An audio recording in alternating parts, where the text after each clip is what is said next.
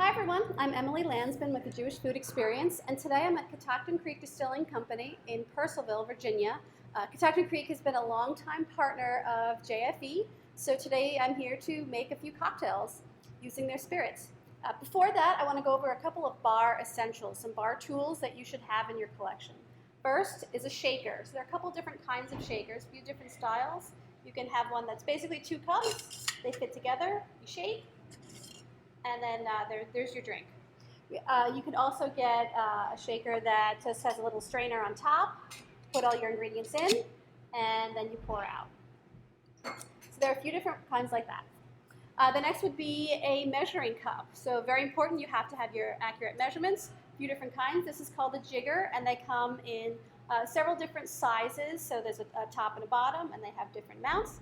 I like to use a little measuring cup that has or markers are inside, just like this, little fork. And then strainers. So this strainer fits on top. It's called a Hawthorne strainer. Fits on top of your shaker, and that's how you can strain into your glass. And then you have a classic mesh strainer as well. That works very nicely. And then finally, some bar spoons. Very good for tall mixing glasses. So the cocktail I'm going to make today is called The Last Word, and I like to think of it as a Tu B'Shvat cocktail. It's very green and floral, and it's kind of springy, so I think it's appropriate for the holiday. You can find this recipe on our website at jewishfoodexperience.com. So we're going to get started. It's actually a really easy recipe to make. It's equal parts of 4 different ingredients. So we're going to start with some ice in our shaker. And I'm going to pour 3/4 of an ounce of gin. This is Catoctin Creek's Watershed Gin. And you can use any gin you'd like.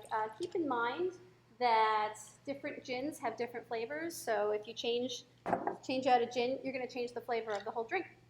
And now I have 3/4 of an ounce of Luxardo Maraschino liqueur. And then 3/4 of an ounce of green chartreuse.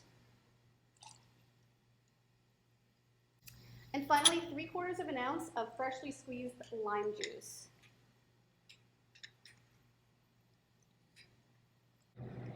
Okay, here's our lime juice.